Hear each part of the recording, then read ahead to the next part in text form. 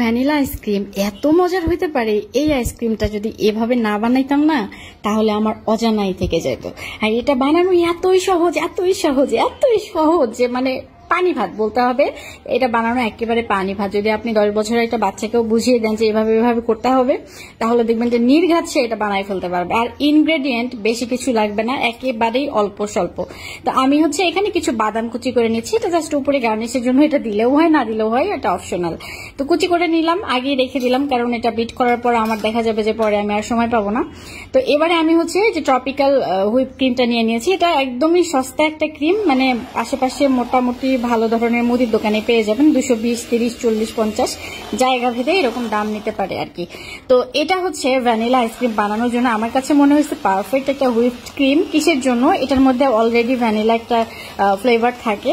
তো এটা এই আইসক্রিমটা বানানোর জন্য পারফেক্ট। তো আমি 1 কাপের মতো এখানে হুইপ ক্রিম নিয়ে নিয়েছি। নিয়ে সেটাকে মোটামুটি 2 মিনিটের মতো বিট করে নিলাম। প্রথম দিকে লো স্পিডে বিট করে পরের দিকে আমি মিডিয়াম স্পিডে মোটামুটি 2 মিনিট আর কি সব মিলে বিট করার পর এখানে আমি এখন একদম উঁচু করে চামচ উঁচু করে 2 চামচ দিয়ে দিলাম কনডেন্সড মিল্ক। এই কনডেন্সড মিল্কটা আমি বাসায় বানাইছিলাম, আপনারা যে কোনো কনডেন্সড মিল্ক ইউজ করতে পারেন।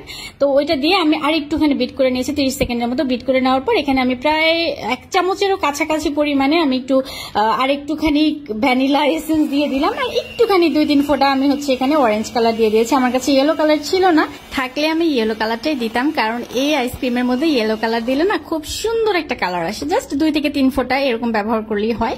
তো আমার বিট করা হয়ে গেছে মোটামুটি সব মিলিয়ে আমার প্রায় 3 থেকে 3.5 মিনিটের মতো বিটিং টাইম লেগেছে আর কি।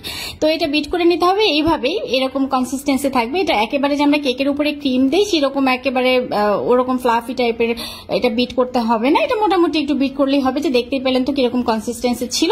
তো এরপরে আমি একটা বাটির মধ্যে এটাকে শিফট করে নিয়ে ওই যে বাদামগুলো কুচি করে রেখেছিলাম সেগুলো উপরে দিয়ে দিলাম। দিয়ে আমি এখন এটা ঢাকনাটা লাগিয়ে দেবো। ব্যাস, ঢাকনাটা এবার লাগিয়ে দিয়ে এটাকে এখন 7 থেকে 8 ঘন্টার জন্য ফ্রিজে রেখে দিতে হবে। আমি যদিও